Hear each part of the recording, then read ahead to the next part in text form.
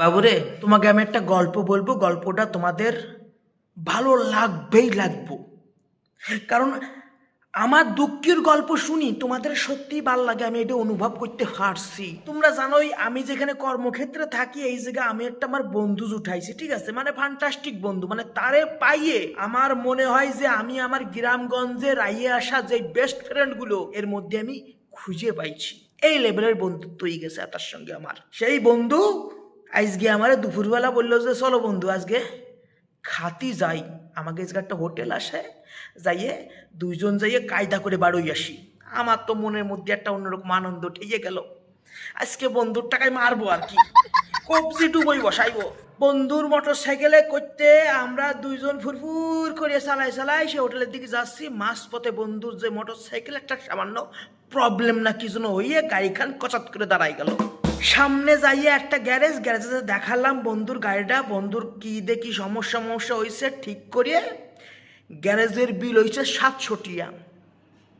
বন্ধুর নিজের পকেটেতে যত যা ছিল গুছাই মুছাই 700 টাকা ওই দোকানদারে দিল আর কি। তার মানে কি বন্ধুর টাকা ফাঁকা।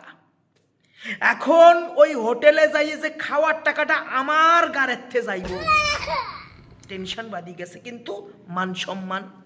চলো যাই। যাইয়ে বন্ধু মনের মতন করিয়ে নিজের মনে করে যা ইচ্ছা তাই অর্ডার দিছে, আতা আতা আতা আতা কত কিছু। উঁচু লম্বা বন্ধু আমার, ঠিক আছে, মোটা সোটা, মানে অর্ডার একটা লিমিট থাকবো তো ভাই।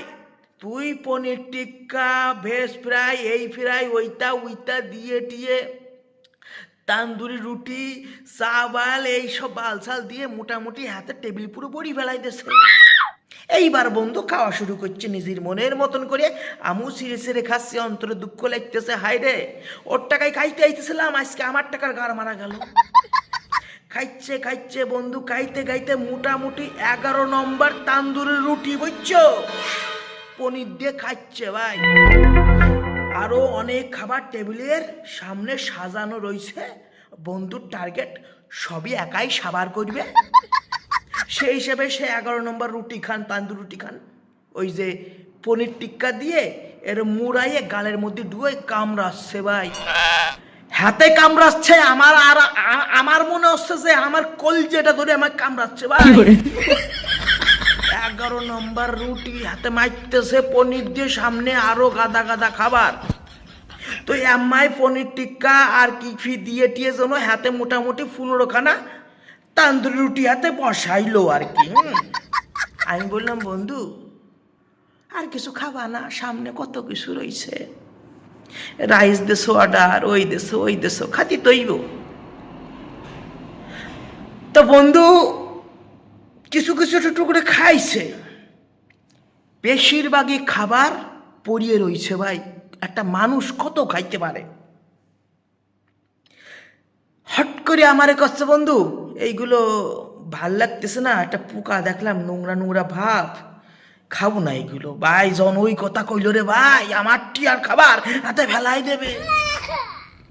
আমার মনে হচ্ছিল ওই যে ছুরি কাশি আছে ওই তোর বুকি ডুয়াই দি, যে মরি জাহাঙ্গীর হুলা। ও বলতেছে খাবারটা নোংরা, কেমন যেন লাগতেছে, পিচেস পিচেস গন্ধ করছে, আমি খাইতে পারবো না। মাংস তুমি একটু নোংরা জনি খাইতে পারবা না, তুমি ওইটার গাইসো মনে করতেছো। আবার হাঁকতি গিলি পরে হাঁকতি বসে পোঙা দিয়ে যদি একটু গু না বেরোয়, তুমি না শুইতে পায়খানাতে বেরোই আসো, তুমি আবার ওইটার গাইসো গাইসো করছো। ভাই কোনো মতে খাইয়ে ডাইয়ে বুক ভরা কান্না দুঃখ লই আমি এখন এই যে আমার রুমে বসে রয়েছি, অন্ধকার, লাইট নাই, অন্ধকার পুরো ঘর। ফগেটে যে কটা টিয়া আসলো তার অর্ধেকের গুদ মারি আইছি। আমার জীবনে এসব ভয়ঙ্কর ভয়ঙ্কর এক্সপিরিয়েন্স ঘটে ভাই। যাই হোক, আমার এই দুঃখের কাহিনী তোমাদের যদি ভাল লাগে, ভাল লাগছে আমি জানি, আমার দুঃখের কাহিনী না, তোমাকে ভাল লাগছে। যদি ভাল লাগে আমার এই দুঃখের কাহিনী খান, তোমরা একটুখানি খুশা মারিয়ে একটু লোকের দ্বারা শেয়ার করো যে দেখো এরম ভরা পুরা কপালে শালাও আছে পৃথিবীতে।